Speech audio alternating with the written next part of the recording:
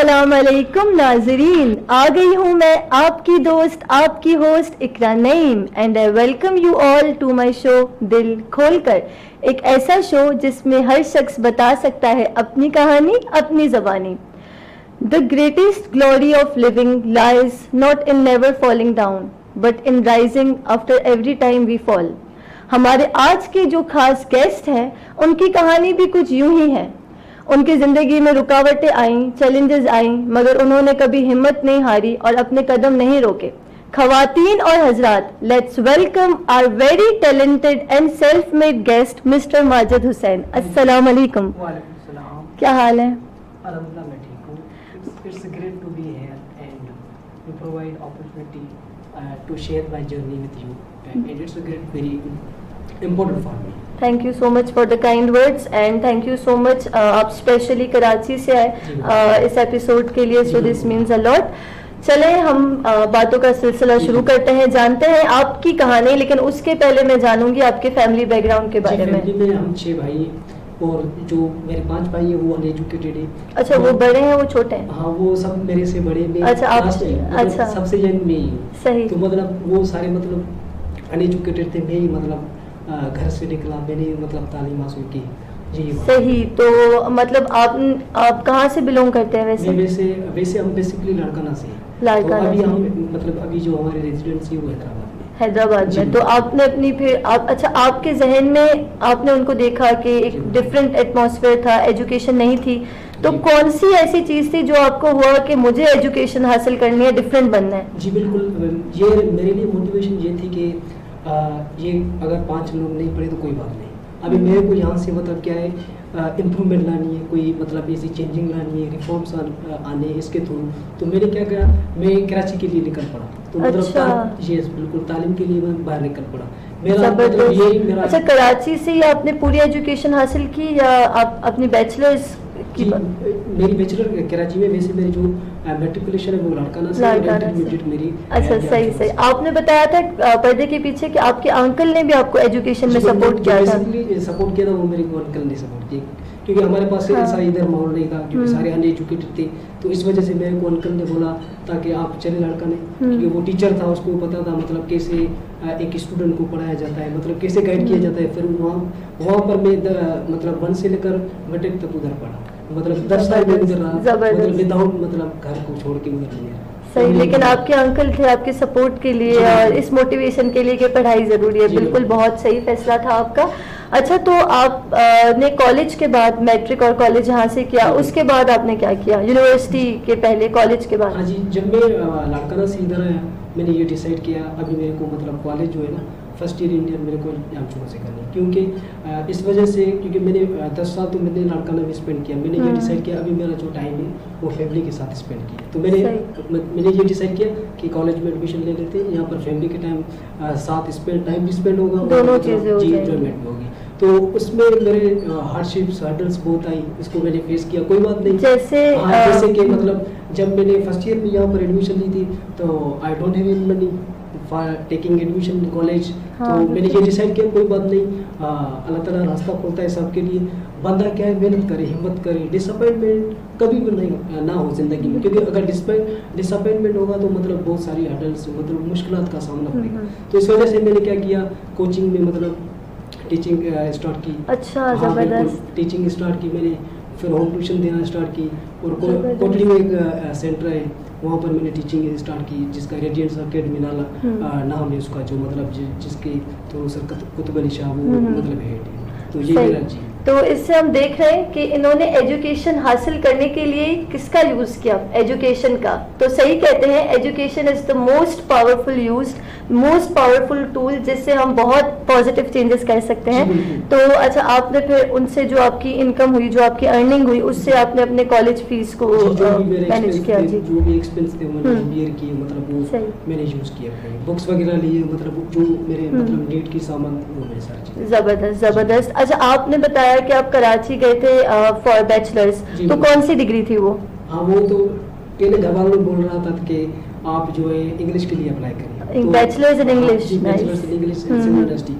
पर मैंने ये देखा यहाँ पर ग्रोथ नहीं है, यहाँ पर कोई मतलब ऐसी चेंजिंग्स नहीं है, क्योंकि मेरा यही डिसाइड था कि मैं BBA करूँ कराची से करूँ, मतलब हैदराबाद से मेरे को नहीं करनी, क्योंकि हैदराबाद में कुछ ग्रोथ वगैरह नहीं, मैं क्या करूँगा जब मेरी कराची में एक्सपोजर ज़्यादा है। बिल्कुल, मुझे भी यही चीज़ थी, मैंने इस वजह से डिसाइड किया कि मैं BBA जो है तो कराची से। तो मतलब आपको ये था कि आप एक रिच बिजनेसमैन बने, राइट? जी बिल्कुल, इंशाल्लाह। जी जी, ज़बरदस्त। अच्छा, तो आप अब कम्प्लीटली पहले लाड़काना में, फिर हैदराबाद में, अब आप कराची, एक बिल्कुल डिफरेंट सिटी है आपके लिए, आपका बैकग्राउंड डिफरेंट है, तो वहाँ पे जब आप यूनिवर्सिटी में गए तो जो आपके क्लासमेट्स थे वो आपके स्टार्टिंग वाला आपका टाइम कैसे था उनसे इंटरेक्शन में? बिकॉज सब डिफरेंट बैकग्राउंड से आते हैं। जब बंदा किसी एक सिटी से दूसरी सिटी शिफ्ट होता है तो मतलब वो सारा चेंज होता है, उसका माहौल, मतलब रहने के सब, मतलब हर चीज़ में क्या आती है, डिफरेंस आती है। मतलब मेरे को बहुत दिक्कत हुई जब वहाँ पर कोई ऐसा मतलब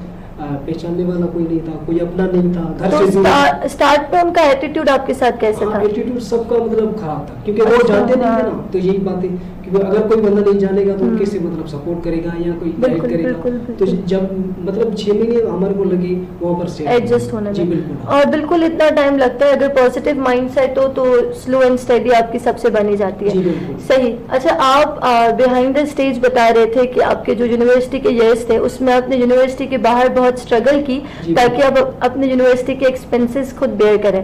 तो मैं आपके उस स्ट्रगल्स के बारे में जानना चाहूंगी फ्रॉम द स्टार्ट कि कहाँ से आपने स्टार्ट किया, कैसे आपने अर्निंग स्टार्ट की पहले? जी बिल्कुल, जैसे मेरी मतलब इंटरमीडिएट खत्म हुई तो मैंने ये डिसाइड किया अभी मेरे को कराची जाना है। सही है। तो मैंने BBA डिसाइड कर लिया, तो फिर मैं यूनिवर्सिटी से मतलब 6 माह पहले गया था उधर, मतलब 6 माह पहले, मतलब मेरा ये माइंड सेट था कि पहले जाएंगे तो बिल्कुल जॉब वगैरह। तो मैंने क्या किया, बहुत सारी अकेडमी में मैंने अप्लाई किया, मेरा काम नहीं हुआ क्योंकि मेरे को इतनी ग्रिप नहीं थी, मतलब जो सब्जेक्ट्स थे उस पर मेरे को इतनी ग्रिप नहीं थी, तो इस वजह से मैं क्या हर बार रिजेक्ट होता था। मतलब कोई भी सिटी, कोई भी इलाका था कराची का, वहाँ पर मैं क्या होता, रिजेक्ट होता था। मैंने बोला कोई बात नहीं, फिर मैंने बाइकिया 1-2 माह के लिए चलाई। अच्छा, बाइकिया नहीं? हाँ, तो बाइकिया भी मैंने चलाई। बाइकिया तो एक मेरे लिए एक मोटिवेशन थी। वहाँ पे आपका एक्सपीरियंस कैसा रहा? हाँ, वहाँ पर ये एक्सपीरियंस मिला, अभी मेरे को कुछ करना है, कुछ बढ़ना है, और जो एजुकेशन है ना वो मतलब मस्ट है, सबके लिए मस्ट है। क्योंकि आपने देखा होगा जापान पे जब USA वालों ने क्या किया था, जब वो एटम बम गिराया था, तो जापान वाला जो प्राइम मिनिस्टर था उसने क्या बोला था, अब हमारे को एजुकेशन पे काम करना है। तो जब उसने क्या बोला था, हमारे को जवाब नहीं देना USA वालों को, अभी क्या करना है, हमारे को एजुकेशन पे काम करना है। आज क्या है, जापान सबसे आगे। तो मेरा भी यही मकसद था कि एजुकेशन मतलब लाजमी है, क्योंकि इन ड्राइव में लोगों का बिहेवियर। अच्छा, इन ड्राइव में भी आपने काम किया, बाइक या इन ड्राइव दोनों में? हाँ, दोनों में। सही। तो वहाँ पे लोगों का, अच्छा क्योंकि हम भी ये यूज करते हैं सर्विसेज, तो अक्सर मैंने ऐसे सुने हैं इंसिडेंट्स के, लोगों का देखे हैं कि इतना अच्छा नहीं होता उनके साथ, जबकि मैंने खुद पर्सनली ऐसा ना किया है और ना उनका बिहेवियर मेरे साथ किसी वे में सही नहीं रहा, हमेशा पॉजिटिव रहा है। तो मैंने लेकिन सुनी है बातें, तो मैं आपसे जानना चाहूंगी कि आपने जिन लोगों से आपका सामना हुआ उनका बिहेवियर कैसे था? मतलब सब ऐसे नहीं है, कुछ चंद लोग ऐसे हैं जिनका बिहेवियर सही भी था, वो टिप भी दे देते थे, 30, 50, 100 भी दे देते थे। मतलब वो डिपेंड करता है उसकी मतलब करेक्टर पे। कोई आदमी खराब भी था, कोई सही भी था, वो उसकी करेक्टर पे डिपेंड करता था। मतलब आपको कराची में हर किस्म के लोग मिलेंगे, एक किस्म के कभी नहीं मिलेंगे। ये बिल्कुल हर जगह की बात है, हर किस्म के लोग, हाँ हर किस्म के मिलेंगे, अलग अलग एक डिफरेंस होगा। पर आपने हिम्मत नहीं हारी? हाँ, मैंने हिम्मत नहीं। फिर क्या, उसके बाद मैंने क्या किया, मैंने आपको बताया ताकि कि मैंने वेटर के लिए भी 1-2 दिन के लिए मतलब काम किया था। फिर वो एक्सपीरियंस कैसा रहा आपका? हाँ, वो तो सबसे जिंदगी की बड़ी एक मोटिवेशन थी। कैसे? जब लोग मेरे को वेटर बुलाकर मतलब कहते थे, फिर तो मेरे को बहुत मतलब एक मैं ऐसे शेम फील करता था। मैंने उस दिन से ये डिसाइड किया, अभी मेरे को बिकॉज शायद वो इतने रिस्पेक्टफुली आपसे नहीं करते थे। हाँ। जो अमीर लोग होते हैं उनको मतलब पैसों की वो तो मतलब होती है। अच्छा, इससे ये भी हमें लेसन मिल रहा है कि ये तो माशाल्लाह बहुत पॉजिटिव थे और इन्होंने हिम्मत नहीं हारी, बट हम जब भी कोई पब्लिक ट्रांसपोर्ट यूज करते हैं या हम रेस्टोरेंट में जाते हैं, वेटर्स को देखते हैं, तो हमें उनसे एटलीस्ट हम इतना कर सकते हैं कि उनसे रिस्पेक्ट से बात करें, बिकॉज हमें नहीं पता कि उनकी क्या स्टोरीज हैं, उनके क्या हालात हैं। इनफैक्ट सिर्फ ये वेटर्स और किसी पर्टिकुलर बंदे की बात नहीं है, हमें सबसे ही रिस्पेक्ट से बात करनी चाहिए। तो प्लीज प्लीज इस चीज का खास ख्याल रखें। ठीक है, तो आपको मतलब उस टाइम में भी थोड़ी डिफिकल्टीज हैं, बिहेवियर में मतलब सारी आपको ये चीजें हैं, तो वो आई थिंक ये करते हैं लोग, मैंने देखा है। अल्हम्दुलिल्लाह मेरा काम हो गया, मतलब मैंने एकेडमी में अप्लाई किया। वो कौन सी एकेडमी थी? वो एकेडमी थी, कराची एकेडमी थी, वहाँ पर मैंने अप्लाई किया। वहाँ से मेरी जो ट्यूशन थी, वो ट्यूशन मेरी स्टार्ट हो गई। अल्हम्दुलिल्लाह मेरा मतलब अल्हम्दुलिल्लाह मेरा रास्ता दिन ब दिन मतलब निकलता रहा। जबरदस्त जबरदस्त। तो इससे फिर आपकी जो इनकम आती थी वो आप अपनी यूनिवर्सिटी की फीस, जो भी एक्सपेंस थे जो कराची में आते थे वो मैं खुद ही करता था, मतलब मैं किसी को नहीं बोलता था, क्योंकि मैं ये नहीं चाहता कि मैं यही चाहता था कि मैं खुद इंडिपेंडेंट रहूं और इंडिपेंडेंटली अपने ड्रीम्स पूरे करें। बिल्कुल ऐसे बिल्कुल। आई एम श्योर कि your parents and your brothers must be very proud of you. बातों का सिलसिला जारी करेंगे, अगर वक्त होता है एक ब्रेक का तो ब्रेक लीजिए, कहीं मत जाइए, दिल खोलकर जल्दी वापस आइए।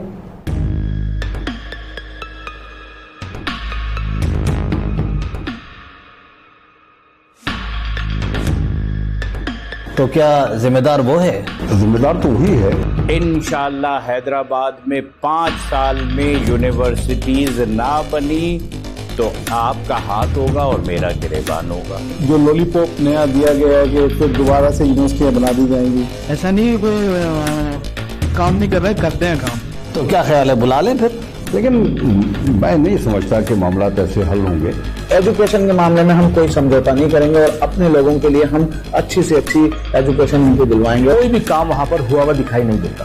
कानून जो बन चुका है उस पर इम्प्लीमेंट कराना भी एमपी का काम है। सर वादे तो मसाइल के हल के लिए किए गए थे। लोगों के मसाइल के हल के जो लोग जिम्मेदार हैं उन्हें बुलाते हैं, उनसे बात करते हैं। हम इस आवाज को मीडिया पे उठाएंगे, इस पे प्रेस कॉन्फ्रेंस भी करेंगे, इस पे मुजाहिरे भी करेंगे। आप मुझे ये बताएं काशीगंज में कौन सा मसाइल बताऊं? और आप हमारा जोनल ऑफिस 24 घंटे अवाम के मसाइल और मसाइल को हल करने के लिए काविशों में लगा रहता है। तो हम उनको बुलाने जा रहे हैं और आपके सवालात के हम मुंतज़िर हैं, बात करते हैं इंशाल्लाह। So every Tuesday night, don't forget to watch Let's Ask with KR only on Jams TV.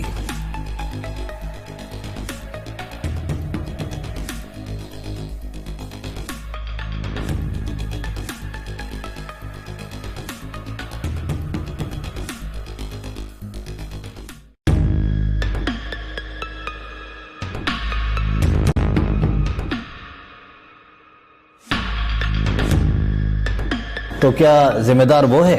जिम्मेदार तो वही है। इंशाअल्लाह हैदराबाद में 5 साल में यूनिवर्सिटीज ना बनी तो आपका हाथ होगा और मेरा गिरेबान होगा। जो लॉलीपॉप नया दिया गया है कि फिर दोबारा से यूनिवर्सिटियाँ बना दी जाएंगी, ऐसा नहीं, कोई काम नहीं कर रहे, करते हैं काम। तो क्या ख्याल है, बुला लें फिर? लेकिन मैं नहीं समझता कि मामला ऐसे हल होंगे। एजुकेशन के मामले में हम कोई समझौता नहीं करेंगे और अपने लोगों के लिए हम अच्छी से अच्छी एजुकेशन उनको दिलवाएंगे। कोई भी काम वहाँ पर हुआ दिखाई नहीं देता। कानून जो बन चुका है उस पर इम्प्लीमेंट कराना भी एमपी का काम है। सर वादे तो मसाइल के हल के लिए किए गए थे। लोगों के मसाइल के हल के जो लोग जिम्मेदार हैं उन्हें बुलाते हैं, उनसे बात करते हैं। हम इस आवाज को मीडिया पे उठाएंगे, इस पे प्रेस कॉन्फ्रेंस भी करेंगे, इस पे मुजाहिरे भी करेंगे। आप मुझे ये बताएं काशीगंज में कौन सा मसाइल बताऊं? और आप हमारा जोनल ऑफिस 24 घंटे अवाम के मसाइल और मसाइल को हल करने के लिए काविशों में लगा रहता है। तो हम उनको बुलाने जा रहे हैं और आपके सवालात के हम मुंतज़िर हैं, बात करते हैं इंशाल्लाह। So every Tuesday night, don't forget to watch Let's Ask with KR only on Jams TV. Welcome back to my show दिल खोलकर। अब तक हमने जाना कि कैसे इन्होंने इंडिपेंडेंटली एक ड्रीम देखा कि और उन्होंने सोचा कि अपनी यूनिवर्सिटी की फीस ये खुद से देंगे, इंडिपेंडेंटली सारे एक्सपेंसेस बेयर करेंगे, और कैसे इन्होंने इतने अच्छे तरीके से स्ट्रगल किया। बट अब हम जानेंगे इनकी यूनिवर्सिटी लाइफ के बारे में।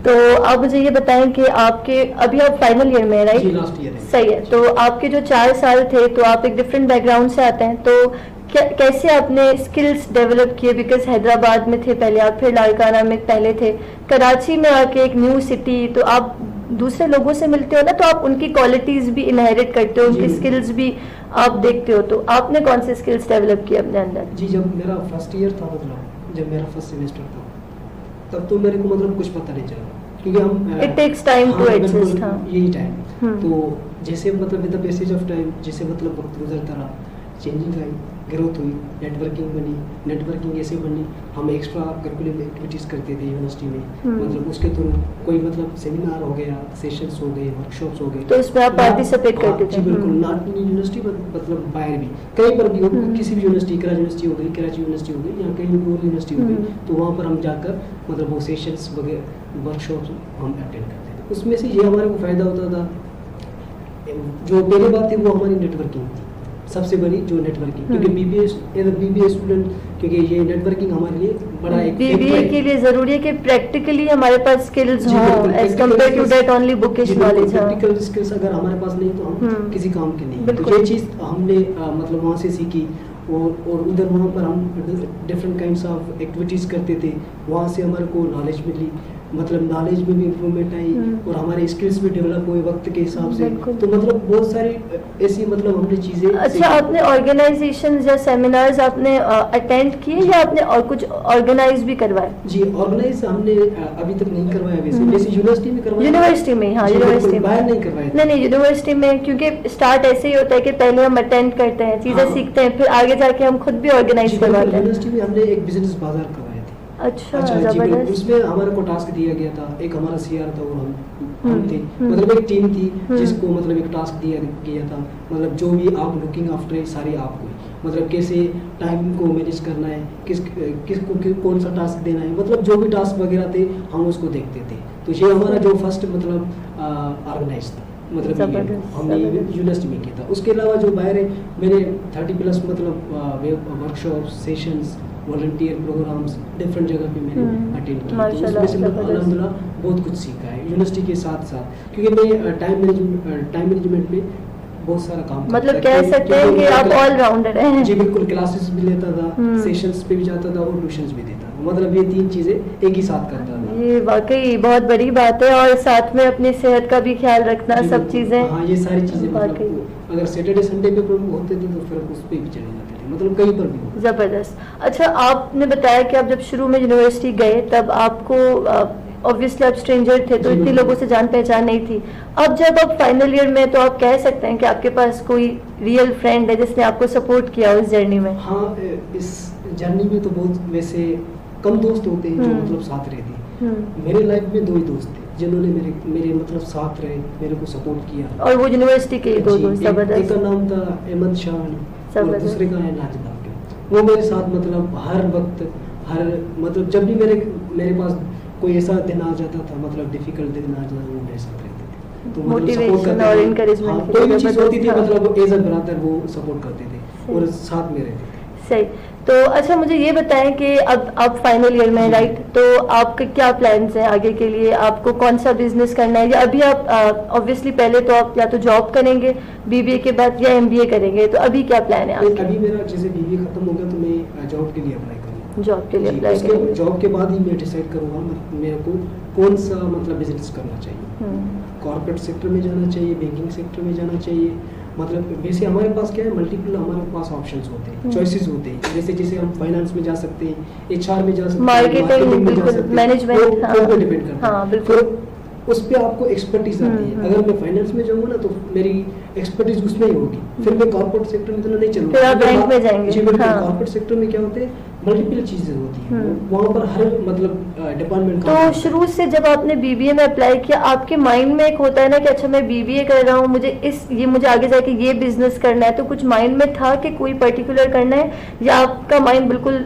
ओपन टू ऑल ऑप्शंस था कि जो आगे बेहतर लगेगा? जी, यही डिसीजन था मेरा कि फिलहाल हम बीबीए को कंप्लीट करें, ताकि क्योंकि with the passage of time वक्त के हिसाब से चेंजेस आती है, तो मैं यही सोच रहा हूँ कि जब जॉब करेंगे तो फिर और आइडिया हो जाएगा, मतलब ऑनलाइन की तरफ जाएं, जैसे स्टॉक एक्सचेंज है हमारे पास मार्केट, वहाँ पर भी एक ऑनलाइन बिजनेस होता है, जहाँ हम फिजिकल की तरफ जाएं, फिजिकल में भी बहुत सारे मतलब हमारे पास टाइप्स हैं, जैसे मार्केटिंग का हो गया, इम्पोर्ट एक्सपोर्ट का बिजनेस हो गया, मतलब बहुत सारी चीज़ें जब जॉब में करूँगा तो उसमें हमारे को एक आइडिया हो जाएगा, तो ये मतलब मेरे लिए एक टर्निंग पॉइंट होगी जॉब के बाद। बिल्कुल, all the very best for your journey. अच्छा, ये एक सवाल है जो, where do you see yourself in next 10 years?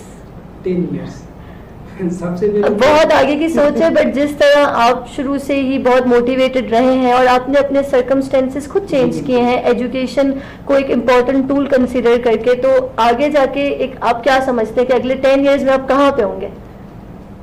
जो मेरा मतलब जो थिंकिंग है तो कि एक भी अच्छा बिजनेसमैन बनूं, ठीक है, एक स्टेबल बंदा बनूं, इंडिपेंडेंट बनूं, मतलब किसी भी रिलाई नहीं करूं, और अगर अल्लाह ताला ने दिया तो कुछ और को भी हेल्प करेंगे।